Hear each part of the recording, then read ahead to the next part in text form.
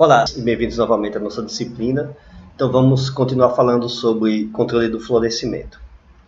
Bom, depois que acontece a evocação floral, ou seja, depois que chega a mensagem, depois que ocorre alteração na expressão de diversos genes que determinam que aquela região do meristema deve passar de crescimento vegetativo para crescimento reprodutivo, uma das primeiras características que a gente observa é um aumento no tamanho da região meristemática, onde ocorre divisões celulares muito intensas. Então, à esquerda, a gente tem uma região mais jovem de desenvolvimento vegetativo em Arabidopsis thaliana, e à direita a gente já tem um desenvolvimento do meristema após a evocação floral, ou seja, quando ele deixou de ser vegetativo e passou a ser reprodutivo.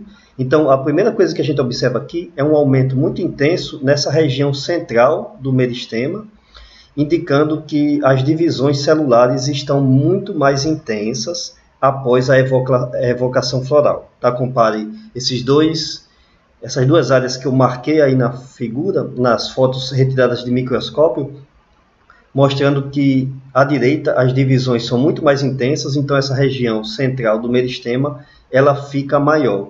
E a consequência disso para a planta, como a gente observa, aqui voltando a esse esquema que eu já mostrei, da planta de Arabidopsis, é que, de início, o desenvolvimento da planta ela ocorre na forma de roseta, forma as folhas em forma de roseta, que o que seria isso? Relembrando, são folhas que surgem de nós muito próximos uns aos outros, mostrando essa característica de ficarem muito aglomeradas em um determinado local. Isso é o desenvolvimento vegetativo inicial, tá? Mostrando que é claro que tem que ter divisões celulares na região meristemática para produzir essa estrutura, mas são divisões celulares menos intensas em comparação quando ocorre a evocação floral. Em seguida, pode observar que na região da inflorescência, está aqui mostrado inflorescência primária, a distância entre os nós ela é muito maior do que no início do desenvolvimento vegetativo, que é exatamente uma consequência do aumento das divisões celulares na região meristemática. Então, quando a gente compara uma planta de Arabidopsis, depois que ela foi induzida ao florescimento, com ela não tendo sido induzida ao florescimento, aí a gente observa essa primeira diferença, que é consequência do aumento de divisões celulares. Eu tinha mostrado antes uma foto de uma planta que foi induzida a florescer sem ter a vernalização, que ela até consegue produzir algumas flores, aliás, não ocorre esse alongamento muito intenso, mostrando que, no caso de Arabidopsis, precisa, para ter um desenvolvimento floral normal, ter tanto o efeito do fotoperíodo, é uma planta de dias longos, como eu já comentei, quanto o efeito também da vernalização. Em outras plantas isso não é necessário, tá? Mas, digamos assim, ocorreu o estímulo ambiental normal, então ocorre esse aumento de divisões celulares, e daí a planta se alonga bastante e vai produzindo, então, a inflorescência primária, que é essa aqui, e surgem também inflorescências secundárias, como vocês estão observando aqui, tanto no esquema quanto na planta em si. Tá? Bom, então, falando um pouquinho aqui da anatomia da planta, para eu poder entrar em detalhes sobre as características que ocorrem normalmente após a evocação floral, então deixa eu definir algumas características. Em primeiro lugar, tá? O meristema, quando ele ainda é vegetativo, quando está produzindo apenas estruturas vegetativas, ele é chamado de meristema vegetativo, e essas estruturas produzidas, tá, essas protuberâncias que dá para observar aqui na lateral, eles são os primórdios foliares, que por sua vez, tá aqui o detalhe de alguns primórdios foliares, que por sua vez, quando se expandirem, quando se desenvolverem normalmente, vão produzir exatamente as folhas, que no caso aqui vão ser folhas em roseta, porque vai ter pouco alongamento, vai ter pouco distanciamento entre os nós, ou seja, os locais em que as folhas estão surgindo. Depois que ocorre a evocação floral, então esse meristema que era vegetativo, ele passa a ser o meristema primário da inflorescência. mostrando que ele é exatamente o meristema apical ali da planta que eu mostrei no slide anterior. E esse meristema apical, então, que ele passa a ser o meristema primário da inflorescência, ele, ao invés de produzir primórdios foliares, ele vai produzir primórdios que são chamados de meristemas florais. Tá? Então, em vez de primórdios foliares aqui, a planta passa a produzir estruturas que são chamadas, né, que são denominadas de meristema floral. Por quê? Porque são exatamente essas estruturas que, ao invés de produzir folhas anteriormente, vão produzir flores. Tá? Então, esses meristemas florais, eles são ditos que têm crescimento definido, porque enquanto que o meristema primário da inflorescência ele vai continuar crescendo e produzindo novas flores durante um determinado período do ciclo de vida da planta, então ele tem um crescimento indefinido, né? Então ele, por definição, ele pode crescer, pode produzir muitas estruturas. É claro que isso vai ter uma limitação dependendo de características endógenas da planta, de características ambientais, mas ele tem potencial para produzir indefinidamente estruturas florais. Já o meristema floral não, ele produz a flor e aí ele paralisa o seu crescimento. Tá? Por isso que aqui ele é chamado de crescimento definido. Daqui a pouco eu vou mostrar uma alteração que pode ocorrer, né, alterando esse padrão de crescimento definido para as flores, né, para crescimento indefinido. Então, fazendo isso, né, voltando aqui para a estrutura da planta em si, então a gente vai ter as flores que são produzidas aqui na parte de cima, que são exatamente essas flores aqui foram produzidas a partir dos meristemas florais, né, com o crescimento definido que eu acabei de mostrar. Logo abaixo das flores, a gente vai tendo os frutos já formados, né, ou seja, são as partes mais antigas que se formaram, que já ocorreu polinização, que já ocorreu formação do fruto. No caso de Arabidopsis, o fruto é do tipo síliqua, que é um fruto formado, que é um fruto originário de dois carpelos unidos, que aí produz sementes numa parte mais interna dele, numa parte mais central, aliás, dele. Quando ocorre, logo no início do alongamento, não ocorre inicialmente a produção de flores, aliás. Tá? Ainda são produzidas algumas folhas que são modificadas, que não são exatamente nem morfológica, nem anatomicamente iguais às folhas iniciais em roseta. Essas folhas são chamadas de prófilo, porque elas já demonstram algumas características intermediárias entre folhas e flores. Mas a principal coisa que a gente consegue observar aqui é uma distância muito grande entre os entrenós, né, que eu acabei de comentar que é por causa do aumento nas divisões celulares. E nessas folhas aqui, elas, como são folhas ainda, elas possuem gemas laterais, tá? Possuem gemas axilares, aliás. E essas gemas axilares, então, elas podem se desenvolver formando novas inflorescências, contendo também profilos e, em seguida, flores. Tá? Então, observem aqui duas inflorescências secundárias que surgiram, e a partir dessas inflorescências secundárias podem surgir também inflorescências terciárias. Tá? Então, observe, a inflorescência na Arabidopsis é do tipo racemo, de crescimento indefinido, mas exatamente por causa da atividade indefinida do meristema primário da inflorescência, depois que ele deixa de ser vegetativo, mas as flores têm crescimento definido. Bom, então, seguindo, né? Então, só para mostrar aqui, essa inflorescência secundária, consequentemente, ela surgiu a partir de um meristema secundário da inflorescência.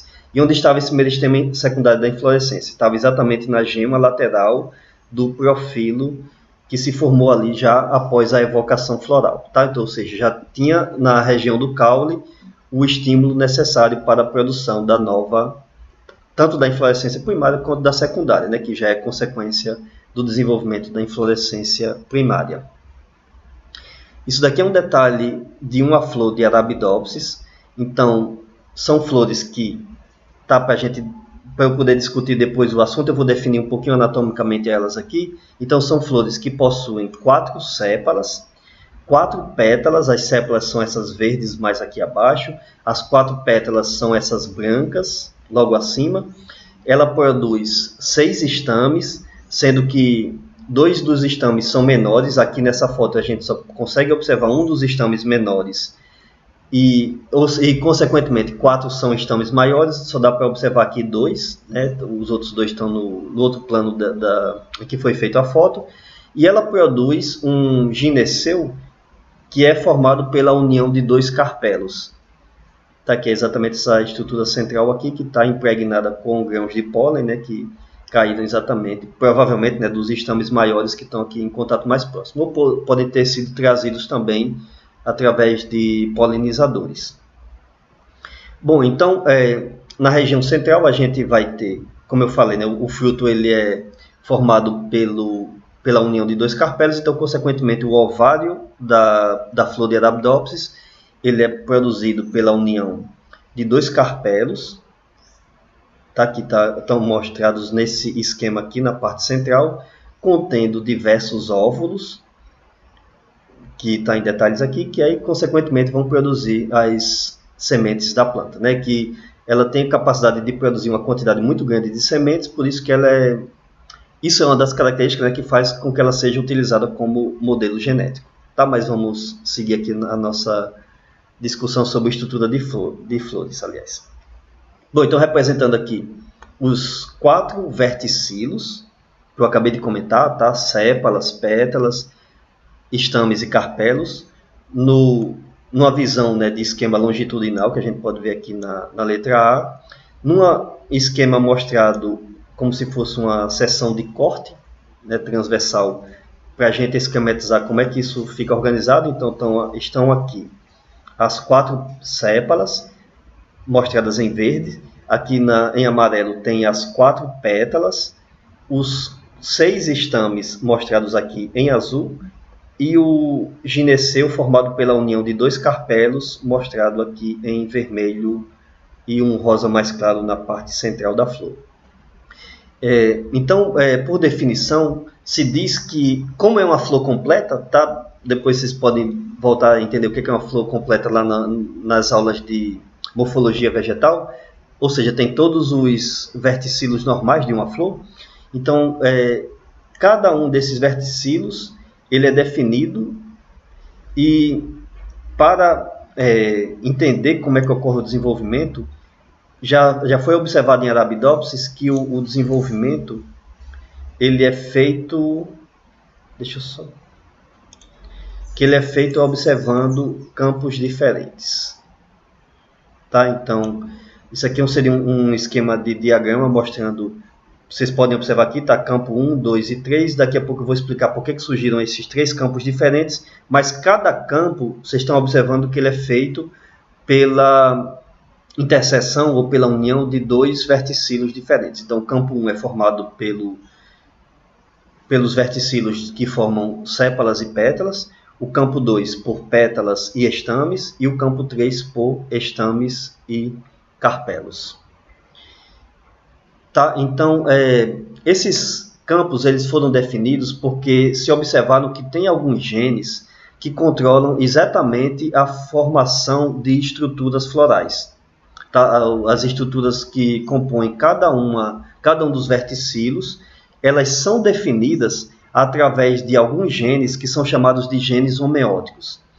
Esses genes homeóticos eles já foram identificados em diversos outros seres vivos, são muito estudados em animais, né? Por exemplo, é muito estudado em moscas e moscas das frutas, né? Observando que algumas mutações deles provocam o surgimento de estruturas que não deveriam normalmente estar localizadas em alguns locais. Então, eu estou mostrando aqui um esquema de uma foto de uma mosca em que surgiram pernas onde deveriam ter surgido antenas.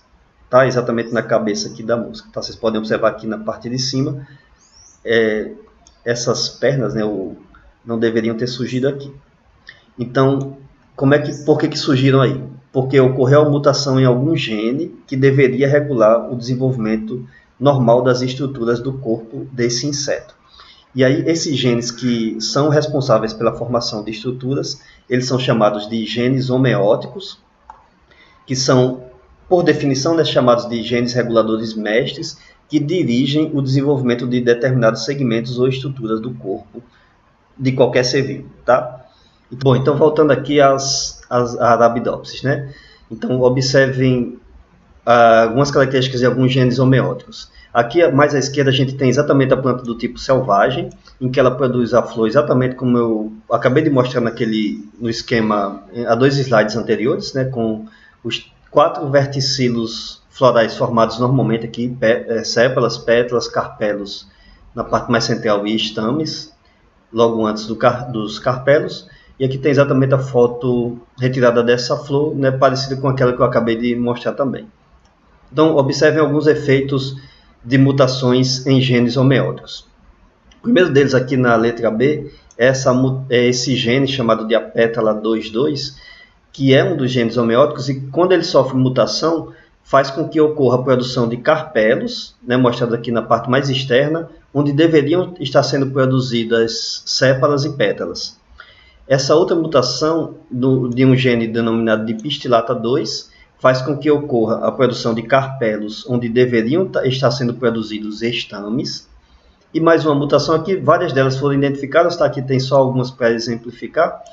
Mais uma mutação aqui chamada de Agamus 1, aliás, faz com que, ao invés de ocorrer produção de estames e carpelos, ocorra uma produção em crescimento indefinido aqui de novas pétalas e sépalas. Então aqui observa na sequência, né, sépalas, pétalas, pétalas, depois sépala, pétala, pétala de novo. Isso vai se repetindo em forma de crescimento indefinido, né, que não deveria ocorrer para uma flor, que aí eu mostrei que quando ocorre a formação do meristema da flor, ele passa a ter crescimento indefinido, mas essa mutação aqui, inclusive, transforma o crescimento de definido para indefinido, tá? Ou seja, né, são genes que controlam o local em que deveriam surgir as estruturas florais, por isso que são chamados de genes homeóticos. Daqui a pouco eu vou mostrar como é que esses genes interagem uns com os outros.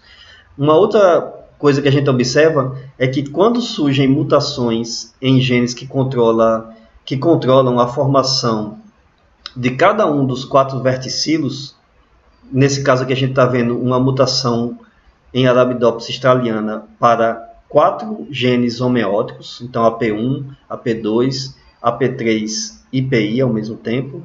Tá, daqui a pouco eu vou mostrar alguns exemplos desses genes. E também o gene AG. Tá, isso aqui é uma abreviatura do que eu mostrei no slide anterior. Isso faz com que a planta produza estruturas similares a folhas, onde no local deveriam estar surgindo os verticilos florais. Tá, então, observa aqui que isso daqui deveria ser uma flor, só que ao invés dela produzir os 4 verticilos florais normais, ela está produzindo estruturas que não são folhas também, tá? Porque elas têm alterações tanto anatômicas quanto morfológicas, mas são similares. Então essas estruturas aqui, elas formam exatamente onde deveriam estar surgindo cada um dos 4 verticilos florais. Uma outra alteração que acontece aqui, em comparação com as folhas normalmente que deveriam surgir, é que ocorre alteração na filotaxia. A filotaxia da planta de Arabidopsis, deixa eu só mostrar mais uma vez aqui esse esquema, ela é do tipo espiralada. Tá? Apesar de que não é muito fácil de observar quando as folhas vão surgindo na forma de roseta lá abaixo, parece que elas estão surgindo todas do mesmo local, mas ainda assim ela é espiralada nessa parte basal, e fica mais claro de observar que a estrutura é espiralada quando ocorre o alongamento do caule por causa da indução floral. Tá? Mas as folhas ou estruturas similares a folhas que surgem onde deveria estar formando-se a flor, elas têm uma filotaxia verticilada. O que é isso? São folhas. Isso ocorre em algumas plantas, tá? Elas terem filotaxia verticilada, significa folhas surgindo, diversas folhas, aliás, surgindo do mesmo nó. Como os verticilos florais eles surgem, digamos assim, do mesmo nó quando forma a estrutura da flor. Então, isso mostra que tem uma semelhança do local em que estão surgindo com a flor original, só que não formam exatamente os órgãos florais que deveriam estar sendo formados. E aí ocorre essa alteração aqui, né, na filotaxia também. Bom, isso demonstra uma outra coisa interessante, né, que vocês aprendem nas disciplinas de morfologia vegetal, de que flores nada mais são do que folhas modificadas. Isso, durante algum tempo, né, entre botânicos e naturalistas, foi uma discussão, né, que gerou até muitas controvérsias. Foi uma ideia que, por exemplo, o poeta, escritor e naturalista também, né, que talvez vocês não saibam que ele também era naturalista alemão, Goethe, ele tinha já observado através de estudos, através de observações na natureza, e ele já tinha escrito de que órgãos florais eles são folhas altamente modificadas, né? E aí depois isso foi comprovado através de outros estudos ligados à botânica, à anatomia, e comprovado também agora através da descoberta dos genes homeóticos, que já foram descobertos em Arabidopsis e algumas outras plantas, né, mostrando exatamente que, né, como eles controlam o desenvolvimento de estruturas florais, eles realmente fazem com que ocorra a modificação de locais, né, ou estruturas que deveriam formar folhas para formar órgãos florais, tá, ou estruturas florais. Bom, então vamos adiante. Tá, voltando aqui naquele modelo que eu falei sobre que cada um dos 4 verticilos, eles formam 3 campos diferentes. E esses campos são denominados aqui de A, B e C, que formam um modelo de interação entre genes homeóticos, determinando as características de cada um dos verticilos florais.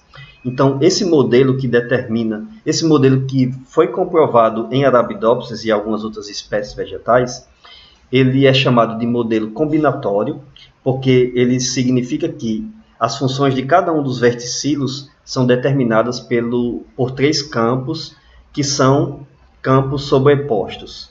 Então, por exemplo, para a formação de sépalas no primeiro verticilo floral, é necessário a atividade de genes homeóticos que fazem parte do primeiro campo, do campo A. Para a formação de pétalas, é necessário a atividade de 2 classes de genes homeóticos, que em combinação aqui do campo A com o campo B, né, faz exatamente a produção desse segundo verticilo floral. Para a formação de estames, então vai ter a combinação da atividade de genes homeóticos da classe B e C, e para a formação de carpelos, vai ter a atividade de genes homeóticos da classe C apenas. Então, alguns desses genes já foram identificados, né, e então aqui, por exemplo, o gene, a pétala 2, ele faz parte da classe A, o gene, a pétala 3 epistillata, faz parte da classe B, e o gene agamos faz parte da classe C, tá mostrando que realmente esse modelo combinatório funciona para Arabidopsis e funciona para algumas espécies de plantas, como eu vou mostrar aqui em alguns exemplos. Então, mais uma vez, voltando às plantas do tipo selvagem, com os 4 verticilos normais, organizados como deveriam ocorrer em uma flor normal, né, na sequência de sépalas, pétalas, estames e carpelos, e mostrando como funciona aqui o modelo combinatório para a determinação desses genes. Esse modelo combinatório é chamado de modelo ABC, que foi modificado recentemente, daqui a pouco eu comento porquê, tá? E que explica muito bem como isso se forma. Porque, por exemplo, quando ocorre perda na atividade de genes homeóticos da classe C, a gente observa aquele tipo de mutação chamado de agamos, que eu mostrei agora há pouco, né? Então, se ocorre alteração, aliás, se ocorre perda da função da classe C, então isso significa que nessa parte aqui de baixo do esquema, a gente só vai ter a função da classe A. E combinação de classe A com classe B produz pétalas, e quando a classe A está sendo expressa apenas ela em um determinado campo, ocorre apenas formação de sépalas. Então, por isso que aquela mutação do tipo agamos, a gente vai ter uma sequência de sépala, pétala, pétala, sépala, e depois pétala, pétala de novo. E aí, quando a gente observa o esquema, a gente tem isso que está mostrado aqui na primeira figura, tá? Ou seja, perda da função de genes homeóticos da classe C. Quando ocorre perda de atividade de genes homeóticos da classe A, aí a gente tem o seguinte, né? Aqui nesse campo abaixo, a gente vai ter apenas a função dos genes homeóticos da classe C. Então, quando os genes homeóticos da classe C funcionam, apenas eles, aí tem apenas a formação de carpelos, por isso que quando ocorre mutações, né, que deixam de genes que estão ligados à classe A gente vai ter na parte mais externa, aliás, a formação de carpelos também, assim como tem na parte mais interna. E combinação dos genes homeóticos da classe C e B define a formação de estames, então aí depois a gente tem sequências de estames, dois verticilos, né, que deveriam estar produzindo pétalas e apenas estames, eles estão produzindo estames e estames. Tá? Então, isso que a gente está observando aqui no esquema C. E quando ocorre perda em atividade de genes homeóticos da classe B, aí a gente vai ter aqui apenas A e C, né? O B que estaria aqui acima, ele deixa de funcionar. E aí a gente vai ter, né, a flor apresentando, né, os genes da classe A, eles, quando funcionam sozinhos, né, ou quando não interagem com genes da classe B, eles determinam apenas a formação de sépalas. E os genes da classe C, quando não interagem com outra classe de genes, eles induzem apenas a formação de carpelos. E aí, quando a gente observa as flores, né, então a gente vai ter sépala, sépala, carpelo, carpelo, né, nesse caso aqui com crescimento definido. Tá? Então, demonstrando exatamente que o modelo ABC funciona, né, e que ele é combinatório, né, porque para a produção dos verticilos florais precisa da combinação. Sendo que tem alguns, é claro, que são produzidos sem a combinação, né? Por exemplo, sépalas são formadas apenas pelos genes homeóticos da classe A e carpelos pelos genes homeóticos da classe C.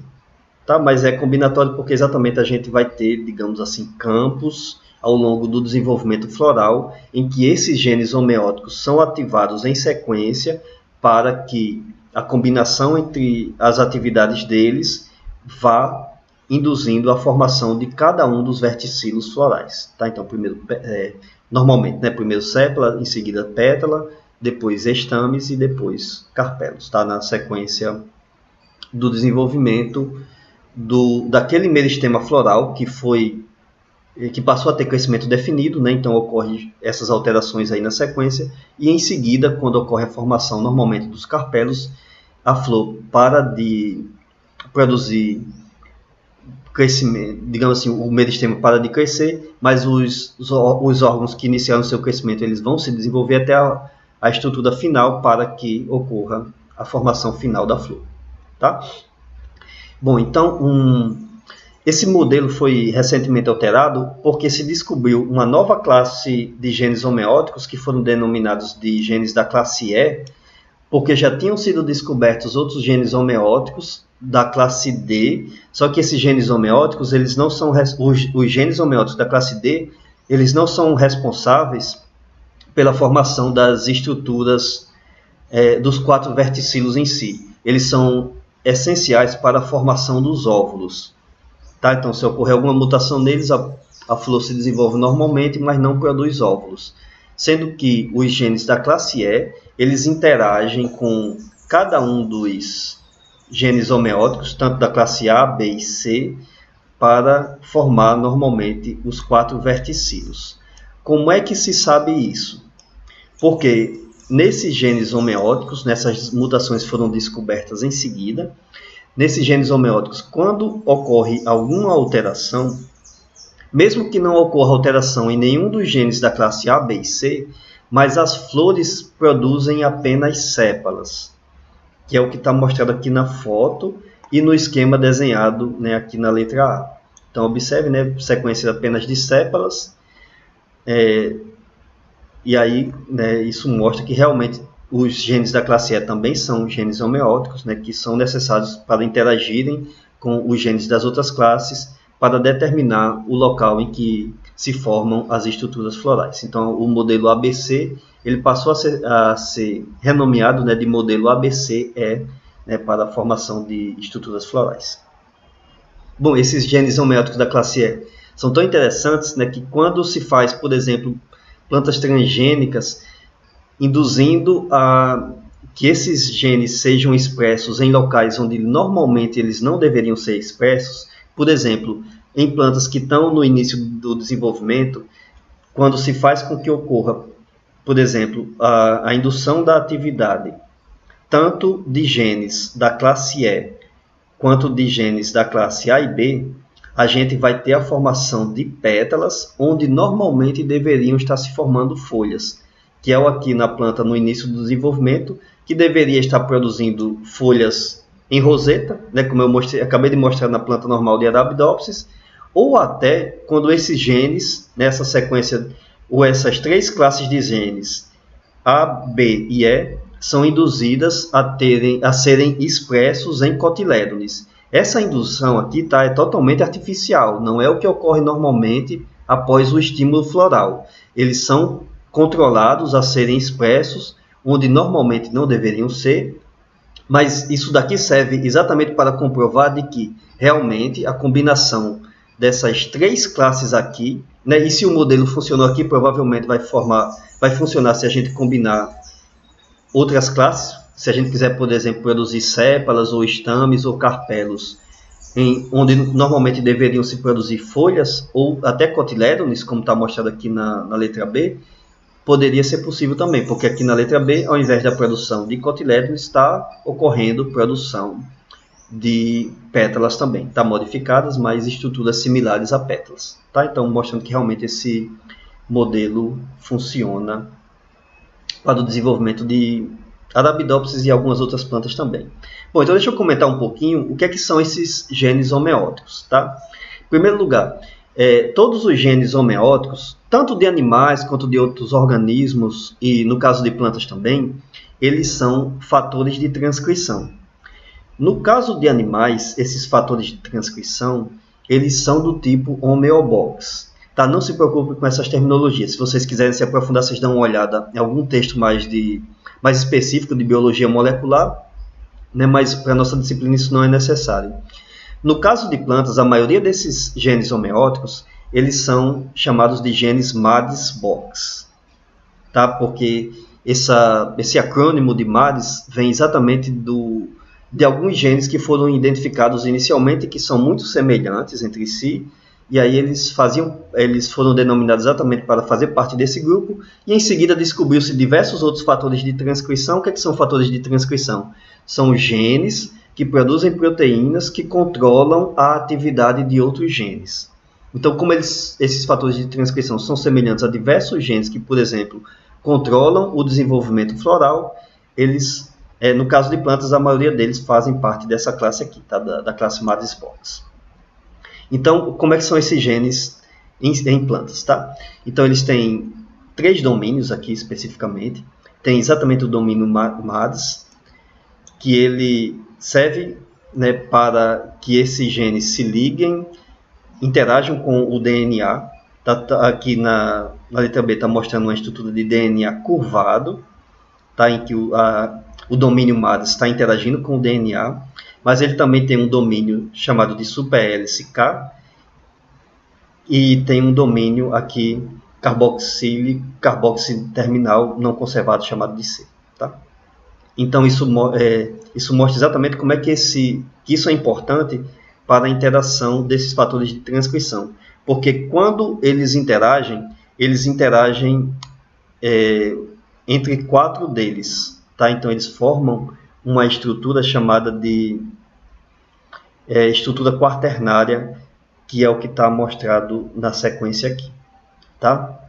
Então essa estrutura quaternária que também está mostrado aqui, mostra que são necessários 4 fatores de transcrição interagindo para provocar uma curvatura no DNA.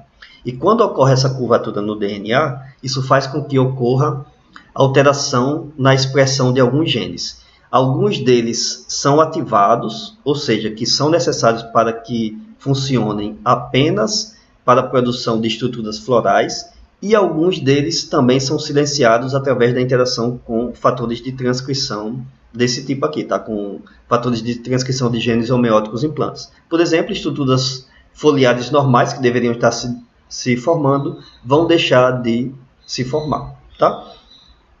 E aí, né, a gente tem esse esquema aqui mostrando como é que ele funciona, tá? Isso ainda é um modelo hipotético.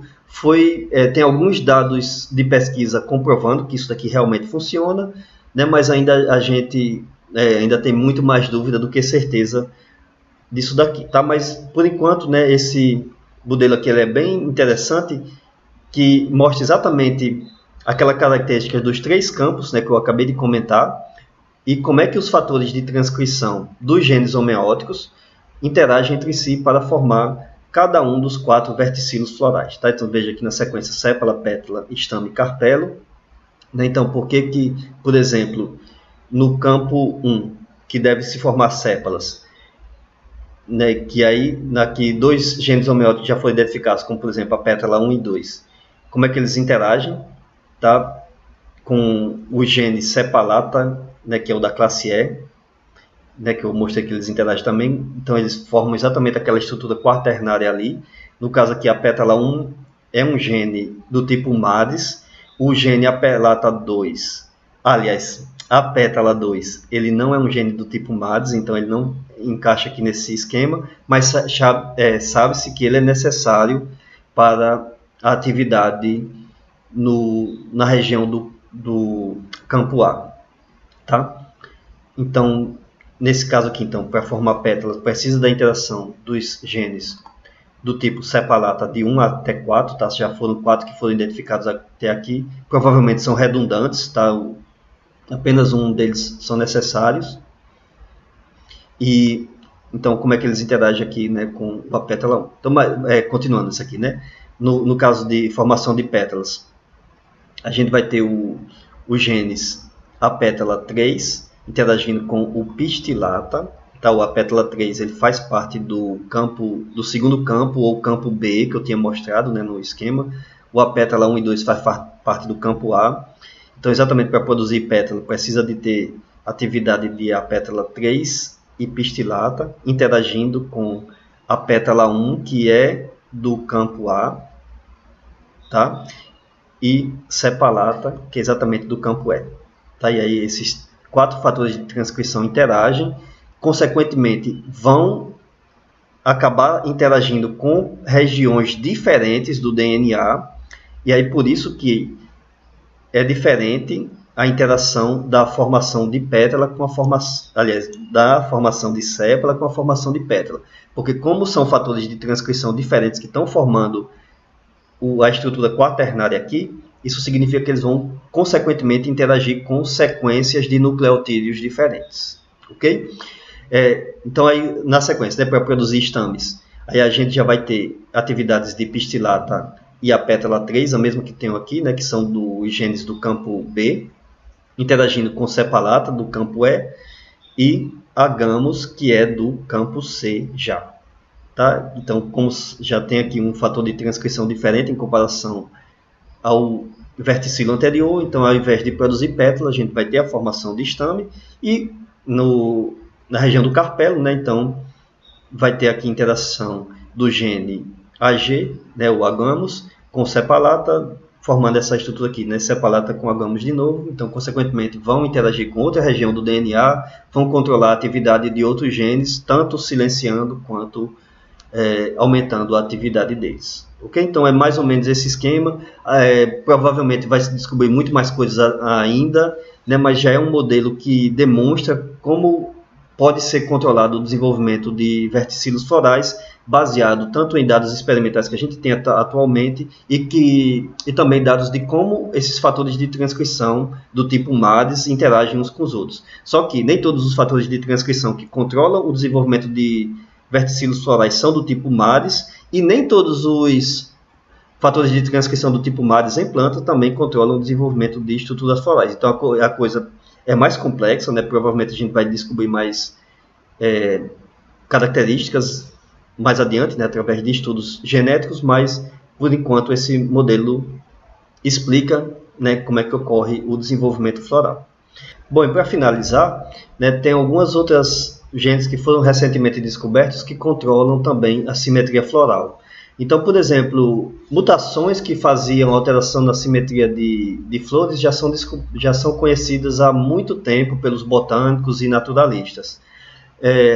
Aqui tem um exemplo de uma planta chamada de Linaria, né, aqui o nome científico é Linaria vulgaris, que normalmente ela produz flores com simetria bilateral, né, ou simetria do tipo zigomórfica, em que é diferente da simetria que a gente tem lá no caso de flores de Arabidopsis, que é uma simetria do tipo radial ou actinomorfa, que todas as pétalas têm o mesmo formato, todas as sépalas também, né, e demais estruturas florais.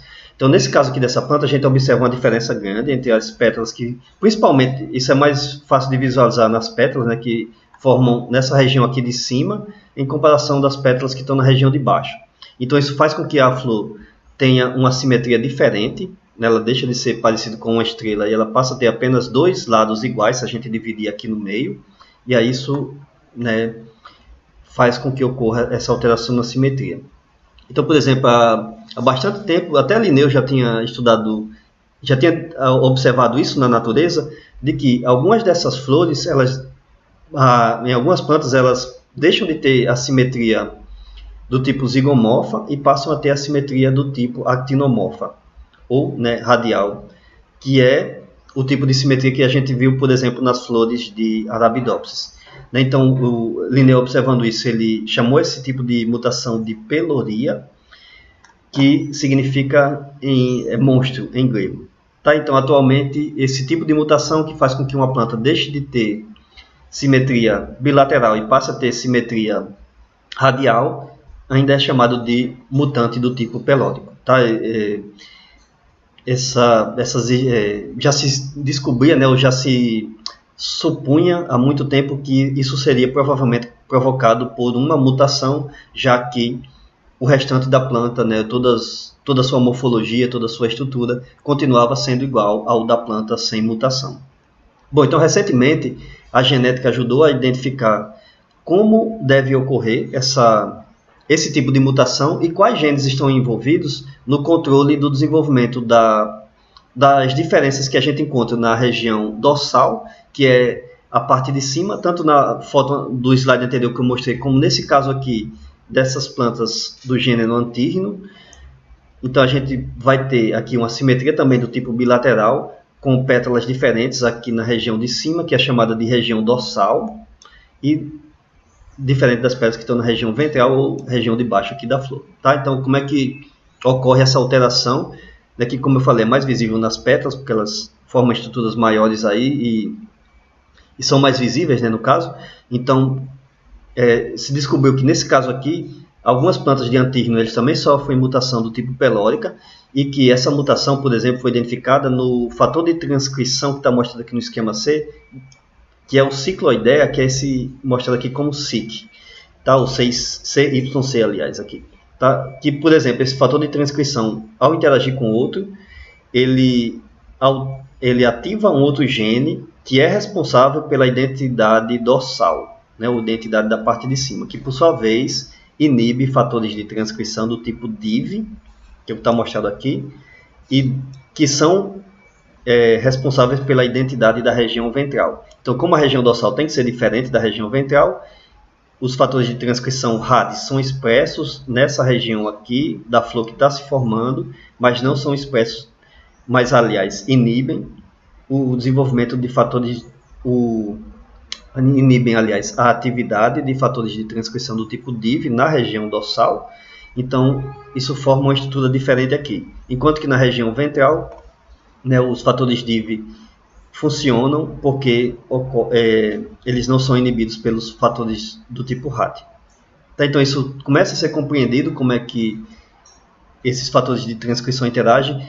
Esses fatores não são do tipo MADS, né, mas são de outras classes, mas isso mostra exatamente como eles acabam interagindo para o controle do desenvolvimento floral, né? Então isso demonstra também que muita coisa ainda está no início das pesquisas. Se a gente imaginar diversos grupos de espécies de plantas diferentes e diversas flores diferentes que existem em cada uma dessas plantas, mas provavelmente muitas do que se estuda, por exemplo, para Arabidopsis e algumas outras espécies de plantas é semelhante, enquanto que para outras plantas a gente vai ter que estudar características muito específicas, né? Então a gente vai esperar que nos próximos anos ainda vão surgir muitas informações.